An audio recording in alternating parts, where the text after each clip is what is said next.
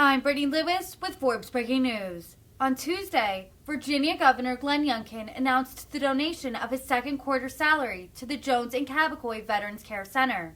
According to Forbes estimates, Youngkin is worth around $470 million, having served as the co-CEO of private equity firm the Carlyle Group.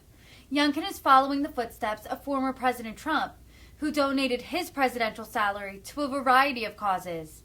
Last quarter, the Virginia Republican donated his earnings to the Virginia Law Enforcement Assistance Program. Youngkin's quarterly salary is just north of $43,000. Thank you.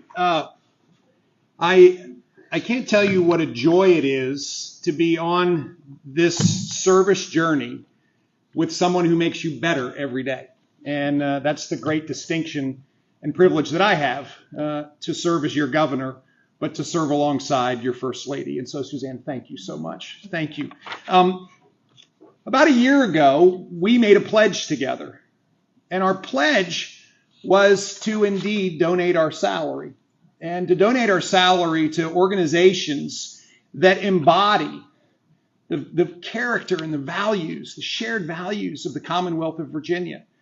And our first quarter's donation went to Virginia LEAP, which is the law enforcement assistance program that supports our frontline heroes who are dealing with a lot of the issues that come with the jobs that they do. And that was just an extraordinary day. And today we have the great privilege to donate our second quarter salary. And that's why we're all here. And so I want to just thank you all for being here. One of the things that we also pledged early on was to make Virginia the most military and the most veteran-friendly state in America. And that's not a tagline. That's actually a responsibility and a duty. We all know that freedom is not free. And all of the amazing privileges and the liberty that we so value was not gifted to us. It was won. And so I want to thank all of the veterans here and their families, because when you serve, they serve. I want to thank you all for loving the United States of America and your willingness to stand in the breach. So thank you. I'm so encouraged with the progress that we have made so far. And that progress is embodied by standing here in this most unique facility. You know, this facility is in fact named after two extraordinary heroes. Two extraordinary heroes. Colonel William A. Jones III and Staff Sergeant Christopher Caboclo. Two amazing heroes. Two amazing heroes that probably never met. And here they are meeting in this important place. Yes, through their families. And in my faith, I believe they're meeting in heaven. You know, one of the things when you look back at the tremendous contributions that these two men made, you can't help but recognize the sense of personal sacrifice. Colonel Jones served in Vietnam. He was awarded the Medal of Honor for his bravery and actions in combat.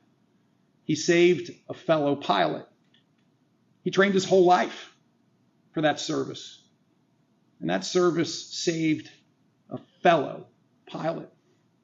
Staff Sergeant Caboclo, who in fact is a Virginia Beach native, and of course Colonel Jones is a Norfolk native. But Staff Sergeant Caboclo served in the U.S. Army for a decade. And he, in fact, gave the ultimate sacrifice. He gave the ultimate sacrifice in Afghanistan when, in fact, insurgents attacked him and an IED took his life. And today, we get to celebrate these two brave men whose names are on this amazing facility that will, in fact, serve so many others. So many others. You know, oftentimes we forget. And I think moments like this remind us that we have an obligation to not just remember, but to tell the stories. And to tell the stories. And that's why seeing these two great men's name on this facility just adds to the importance of this place. There are 4, at least there will be 4, veteran care centers around the Commonwealth. One in Roanoke, one in Richmond, one here that will open soon, and one that just looks exactly like it that will open in Fauquier County. And these 4 facilities provide most needed support and care. Inpatient skilled nursing care, memory care, short-term rehabilitation care for veterans. In fact, I just was in what will be a full functioning gym with a most important attribute, which is an automobile that's there to help veterans relearn how to do the simple task of getting in and out of a car. Think about how important that is. Independence, self-sufficiency, pride come with your ability to take care of yourself, to get in and out of your car and drive somewhere. That is the kind of vision that our Department of Veteran Services, along with so many other people, has been engaged in the design and construction of this facility. That is the kind of care that our Department of Veteran Services brings to this job. I would just for a minute, like everybody who's engaged with our Secretariat of Veteran and Defense Affairs, but also our Department of Veteran Services, if you all will just raise your hand just so we can see everybody here. So I just want to thank you all for all you do.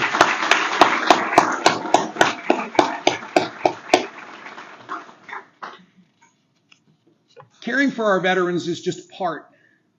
It's just part of our administration's commitment to, yes, make Virginia the best place to live, work, and raise a family, but to make sure that that commitment is particularly realized by our military and our veterans. We collectively went to work. We went to work on day one. And let me tell you that work was not partisan. Delegate Greenholm, Senator Kiggins, I hope I'm not missing anybody, but those folks that went to work in our legislature, Republicans and Democrats, delegates and senators, went to work together in order to deliver on a broad-based recognition of serving our veterans.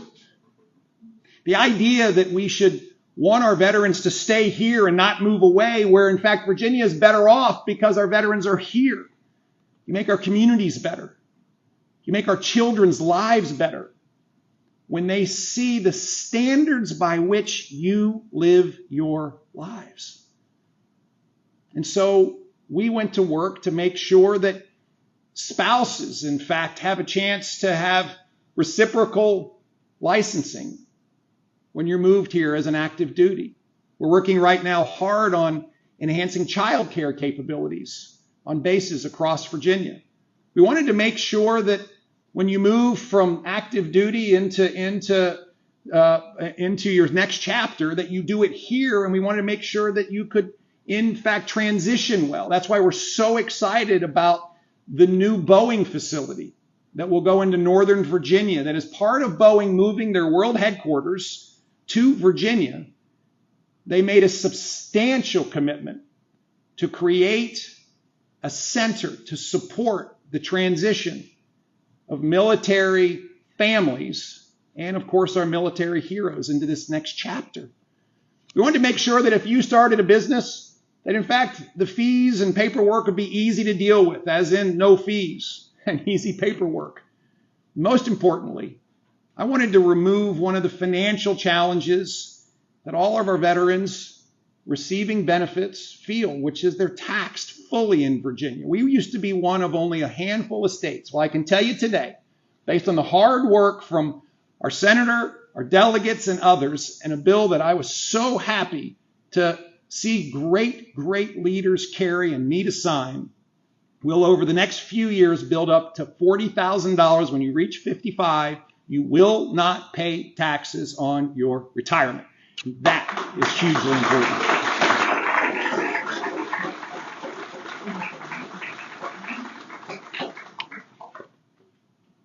So please know that this commitment will never be fully realized because we always have work to do.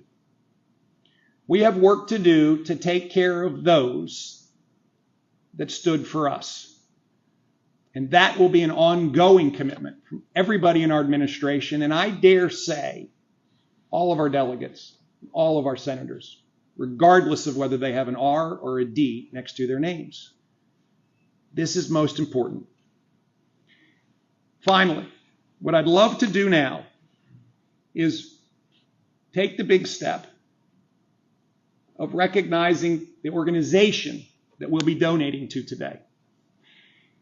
There are so many extraordinary organizations that service our veterans. And one that not many people know exists is the Veterans Services Foundation. The Veterans Services Foundation actually exists right alongside our Department of Veterans Services. It is a foundation, and what it does is it provides support, financial support, program support, in all those places where state funds or federal funds don't go. And the foundation is funded by private individuals through donations, and the operating costs are in fact supported by the Commonwealth of Virginia. And therefore, 100 cents on the dollar of every donation goes directly to support our veterans. That is what a foundation should do. And so that's why Suzanne and I, as we really thought long and hard about where we could this quarter support an organization that was doing such extraordinary work, we are so proud today to be able to donate $43,750 to the Veterans Services Foundation in support of our veterans. And that some of that support will come right here to support veterans that are in this facility.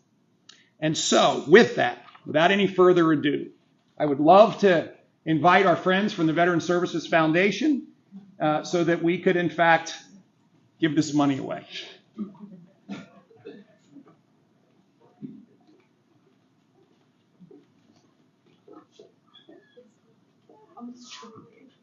Perfect.